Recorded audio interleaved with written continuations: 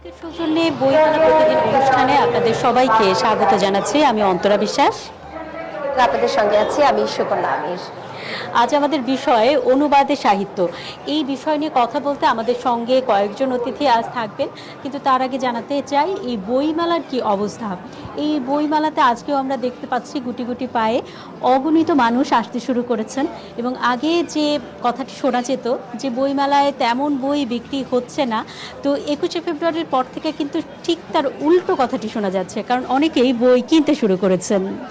এবং আমরা যেটি দেখেছি প্রথম দিক থেকেই যে ঘুরে ঘুরে স্টল এবং প্যাভিলিয়নে বইয়ের তালিকা সংগ্রহ করেছে যারা পাঠক আছেন তারা, এবং সেই সুবাদে কিন্তু এই মুহূর্ত থেকে শুরু করে, অর্থাৎ যেটি অন্তর আপনি বলছিলেন যে 21শে ফেব্রুয়ারির পর থেকে এই যে খুঁজে বের করা যে বইগুলো রয়েছে সেগুলো কিন্তু কেনাকাটা শুরু করেছে পাঠক। যেহেতু মেলার আজকে 24তম দিন, আর মাত্র 4 দিনই রয়েছে হাতে বাকি, সেজন্য একটু তড়িঘড়ি করেই যারা আসলে পাঠক রয়েছেন, পাঠক বলতে আমরা যাদেরকে বুঝছি, তারাই কিন্তু মেলা প্রাঙ্গণে ভিড় করছেন।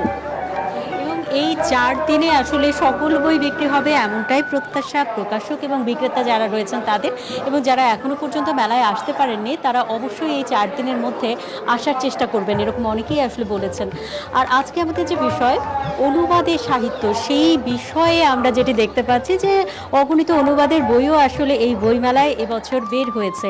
এবং অনুবাদের ইতিহাস যদি আমরা বলি, যে আমাদের যে ধর্মগ্রন্থগুলো রয়েছে, যেমন বাইবেল বলি, কোরআন বলি, গীতা বলি কিংবা ত্রিপিটক বলি, এগুলো যদি অনুবাদ করা না হতো তাহলে ভিন্ন ভাষাভাষীদের কাছে আসলে পৌঁছানো যেত না।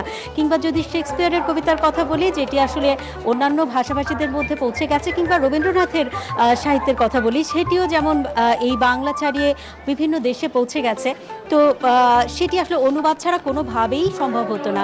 আর সায়েন্স ফিকশনের অনেক বই তো আমরা দেখেছি যেগুলো আসলে বিদেশিরা লিখেছেন, এবং তাদের কাছ থেকে ধীরে ধীরে আসলে পৌঁছে গেছে অন্যান্য ভাষাভাষীদের কাছে। তো অনুবাদ নিয়ে যেহেতু কথা বলবো, সেই অনুবাদ করেছেন এমন একজন লেখককে তো অবশ্যই রাখতে হয় আমাদের এই আয়োজনে। তো সেরকম একজন আছেন আমাদের সঙ্গে এরই মধ্যে 2 জন অতিথি যুক্ত হয়েছেন যিনি অনুবাদ নিয়ে কথা বলবেন, এবং যিনি আসলে অনুবাদ করেছেন 24 জন কবি, তাদের কবিতা তিনি অনুবাদ করেছেন, এবং মোট 19টি ভাষায় এই কবিতাগুলো লেখা হয়েছে। তো সেই বিষয়ে আমরা কথা বলতে চাই। তিনি আছেন আমাদের সঙ্গে এস.এম. শাহনূর। আপনাকে স্বাগত জানাচ্ছি আমাদের এই আয়োজনে। এছাড়াও একজন কবি আছেন, সঙ্গে আরেকজন কবি রয়েছেন, প্রলয় ওড়ান নিয়ে এসেছেন রহিমা আক্তার ফারজানা। আপনাদের দুজনকে স্বাগত জানাচ্ছি বাংলালিংকের সৌজন্যে এই আমাদের বাংলা বইমেলা প্রতিদিন অনুষ্ঠানে। বলছিলেন যে অনুবাদের সাহিত্য, এবং এই যে অনুবাদের সাহিত্য বলতে কিন্তু আমরা বুঝি যে দেশের গণ্ডির বাইরে যেই লেখালেখিগুলো রয়েছে তা সেগুলো আমাদের পড়বার সুযোগ করে দেয়, এবং আমাদের দেশের যেই প্রথিতযশা লেখকরা রয়েছেন এবং তরুণ নতুন মিলে তাদের লেখাটাও এই বিশ্বের দরবারে পৌঁছে দেওয়ার একটা সুবর্ণ সুযোগ বলা যায়। একদম। এবং এই যে জনাব এস.এম. শাহনূর, আপনি লিখলেন এই বইটি, অনুবাদ করলেন, এটি আপনি কেন চিন্তা করলেন যে আপনাকে অনুবাদই করতে হবে, মানে কি থেকে আপনার মাথায় এলো, এটা একটু শুরুতে জানতে চাই। ধন্যবাদ আপনাকে এমন চমৎকার একটি প্রশ্ন করার জন্য। বাংলা শুধু বাঙালির নয়, দেশ ছাড়া এ বিশ্বময়, চর্যাপদার অগ্নিবীণা বিশ্ববাসীর বিস্ময়। যদিও এই পংক্তিমালা আমারই লেখা, আসলে বাংলা কি শুধু বাংলাদেশে আবদ্ধ? দেখুন, ম্যাক্সিম গুরকি, শেক্সপিয়ার রচনা সমগ্র, ডেল কার্নেগি রচনা সমগ্র আমি পড়েছি, আপনি পড়েছেন, আমার বাবা পড়েছে, আমার দাদাও পড়েছেন। তো আসলে এই যে বিশ্ব সাহিত্যে যে ক্লাসিক সাহিত্য যেটাকে বলা হয়, বা বেস্ট সেলার যে বইগুলো, সেই বইগুলো কিন্তু অনেক আগেই বাংলায় অনুবাদ হয়েছে। তবে আরও বেশি অনুবাদ হওয়ার প্রয়োজন ছিল এবং প্রয়োজন আমি মনে করি। এই কারণেই কিন্তু সাহিত্য জগতে আমি 2.5 যুগ ধরে বিচরণ, গত অর্ধযুগ ধরে আন্তর্জাতিক সাহিত্যে কাজ করছি। ইতিমধ্যেই আমার লেখা, বাংলা ভাষায় লেখা, পৃথিবীর 30টি ভাষায় অনুদিত হয়েছে।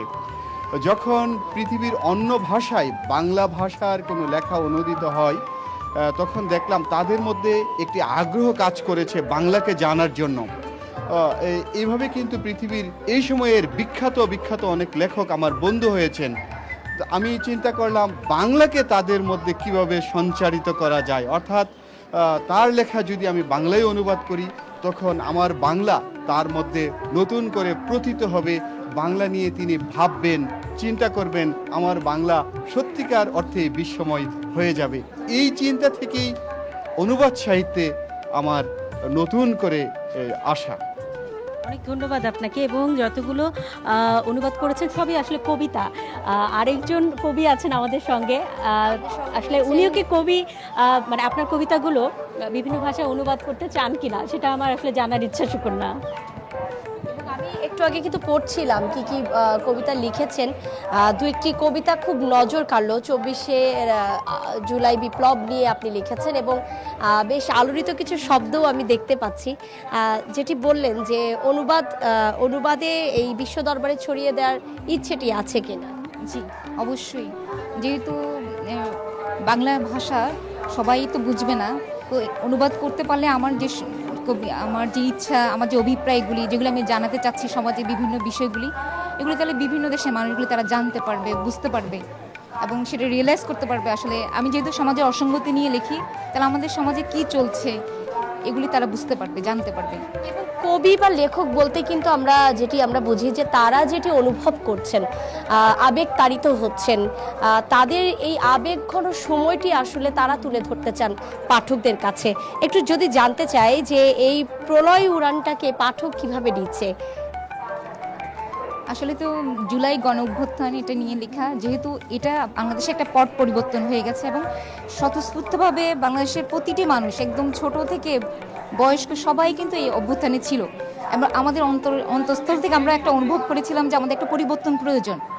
এই পরিবর্তনের ডাকে সাড়া দিয়ে সবাই এসেছে এবং আমার ওটার পটভূমির উপর লেখা, তো যার কারণে এটা মোটামুটি আমি যেহেতু একজন শিক্ষক, আমার ছাত্ররা বিভিন্ন অনুষ্ঠানে তারা আমার কবিতাটা পাঠ করে, বিভিন্নভাবে অ্যাপ্রিসিয়েট করে আমাকে। আমার যারা মানে কলিগ সবাই মোটামুটি এটাকে মানে একটা পজিটিভ সাইন হিসেবে দেখছে, মানে পরিবর্তনের যে একটা মানে আমরা কবি, আমরাও কিন্তু সমাজ পরিবর্তনের একটা বড় ধরনের ভূমিকা রাখতে পারি। এটি আসলে কততম বই এবারে? আমার এটা ৫ম বই। এর আগে আমার 2টা কাব্যগ্রন্থ ছিল আর 2টা গল্প। এই যে মানে অনুবাদের মধ্য দিয়ে আমরা যে বিশ্বে আমাদের যে সাহিত্য রয়েছে সেটি পৌঁছে দিতে চাই, এর মধ্য দিয়ে আসলে আমাদের শুধু সাহিত্যই নয়, আমাদের যে বিভিন্ন ঘটনা ঘটছে সেটাকে যদি সাহিত্যের মধ্য দিয়ে পৌঁছাই তাহলে বোধহয় আরও সহজে পৌঁছানো সম্ভব। আপনার কাছে আসলে বিশেষভাবে একটু জানতে চাই জনাব এস এম শাহানুর, সেটা হচ্ছে আপনি তো অনুবাদ করেছেন, অনুবাদ করা খুব কঠিন একটি কাজ, মানে এটি বিশেষ করে সাহিত্যের অনুবাদটা অনেক কঠিন একটি কাজ। এটি যদি সংবাদ হতো বা কোনো একটি স্বাভাবিক বিষয়ের উপর হতো সেটি একরকম, কিন্তু কবিতার অনুবাদ তো আরও কঠিন, এই ভাবানুবাদ করতে হয়। সেটি আসলে কিভাবে করলেন? ইংরেজির ছন্দ বা অন্য আরেকটি ভাষার ছন্দ বাংলায় মিলালেন কি? ধন্যবাদ। এটি আসলে অনুবাদ বিষয়টি, বিশেষ করে কবিতা, একটু জটিল, কঠিন। তবে যিনি অনুবাদে নিজেকে মনোনিবেশ করবেন তার পক্ষে বিষয়টি কঠিন নয়। একটি বিষয় মনে রাখবেন, অনুবাদ সাহিত্য একটি সাহিত্যকে সমৃদ্ধ করে সবচেয়ে বেশি। আমি কিংবা আমরা যারা অনুবাদ করছি এই বিষয়টি মাথায় রাখছি, কার লেখা কিংবা কোন লেখাটি অনুবাদ করছি। অবশ্যই অন্য ভাষার লেখা যখন আমি বাংলায় অনুবাদ করি, পৃথিবীর সবচেয়ে ভালো মানের যে লেখা, সবচেয়ে ভালো লেখকের যে লেখা, সেই লেখাটি অনুবাদ করতে হবে। কেননা আমি শতভাগ অনুবাদ করতে পারবো না ওনার লেখাটি, আমি হয়তো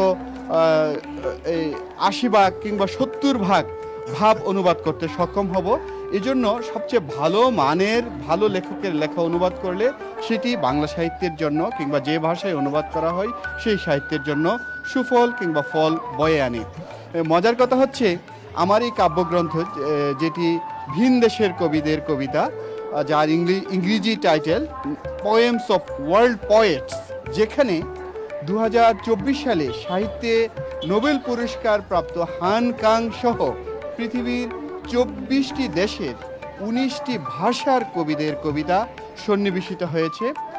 অধিকাংশ কবিরাই কিন্তু ইংরেজিতে কবিতা লিখেছেন, তবে অন্য অন্য ভাষায়ও অনেকে কবিতা লিখেছেন। আমি ওই কবিদেরকে অনুরোধ করেছিলাম যে বন্ধু, তুমি তোমার কবিতাটি তোমার ভাষা থেকে ইংরেজিতে বেস্ট ট্রান্সলেট করে আমাকে দাও, তখন আমি অনুবাদ করব বাংলায়। এবং আমি কিন্তু সেই কাজটি করেছি, মূলত 19টি ভাষা থেকে নয়, আমি ইংরেজি থেকে বাংলায় সর্বোচ্চ সতর্কতা অবলম্বন করে অনুবাদ করার চেষ্টা করছি। অনেক ধন্যবাদ আপনাকে। একদম সর্বোচ্চ সতর্কতা অবলম্বন করতে হচ্ছে এবং আরেকটি ভাষা থেকে ইংরেজিতে এনে সেখান থেকে বাংলায় অনুবাদ করা, এ তো মানে আরও কঠিন জটিল একটি বিষয়। আমাদের একটা বিরতি নিতে হচ্ছে। আপনাদের দুজনকেই অসংখ্য ধন্যবাদ আমাদের সঙ্গে যুক্ত হওয়ার জন্য। দর্শক কোথাও যাবেন না, ফিরছে কিছুক্ষণের মাঝেই। দেখছেন বাংলা লিংকের সৌজন্যে বইমেলা প্রতিদিন, সঙ্গেই থাকুন।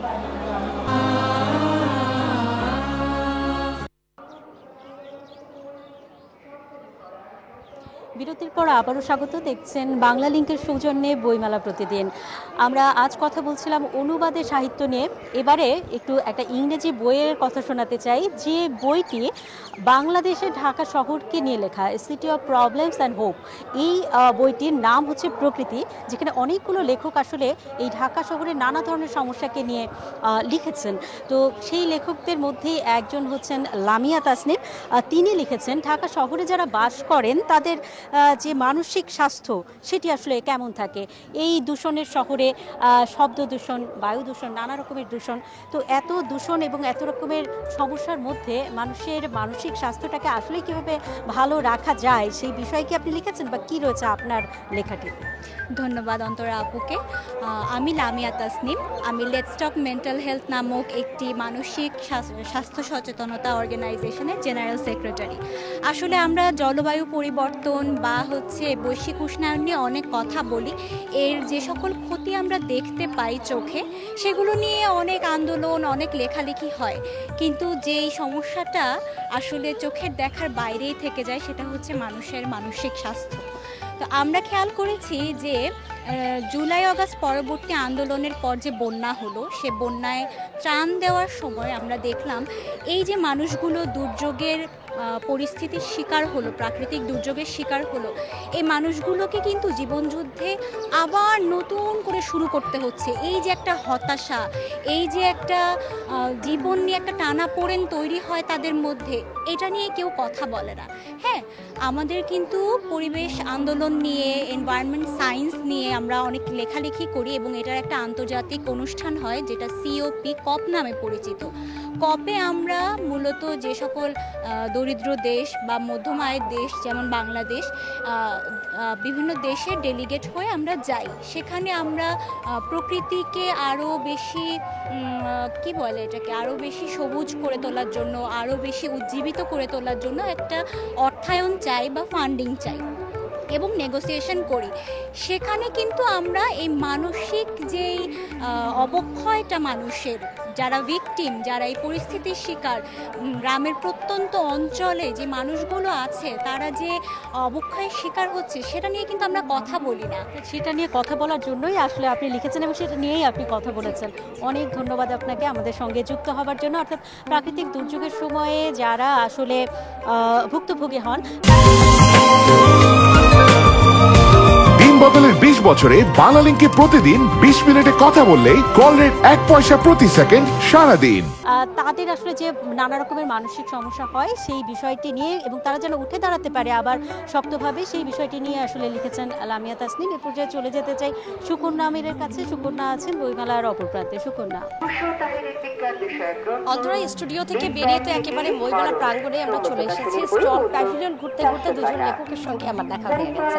একজন লিখেছেন কাব্যগ্রন্থ আর একজন লিখেছেন কবিতা। একটু কথা বলতে চাই, ছোট্ট করে জানতে চাই, নাহিদ রানার আত্মনিরীক্ষণ কি পাবে পাঠক এই বইটিতে?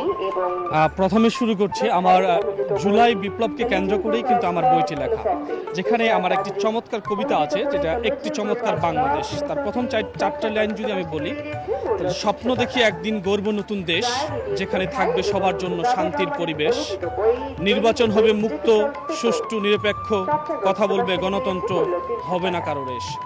আসলে এই জুলাই বিপ্লবকে কেন্দ্র করে আমার চিন্তা ভাবনার যে বহিঃপ্রকাশ, যে একটা বাংলাদেশ বিনির্মাণে আমাদের তরুণদের ভূমিকাটা কি হতে পারে, এবং আমাদের চিন্তা ভাবনা মানসিকতা, আমরা স্কুল কলেজ ইউনিভার্সিটি পর্যায়ে যে পড়াশোনা করি এবং পড়াশোনা শেষ করে এই যে চাকরির পিছনে দৌড়াদৌড়ি, আমরা এত কিছুর মাঝে আমাদের দেশটাকে কত সুন্দরভাবে গড়তে পারি।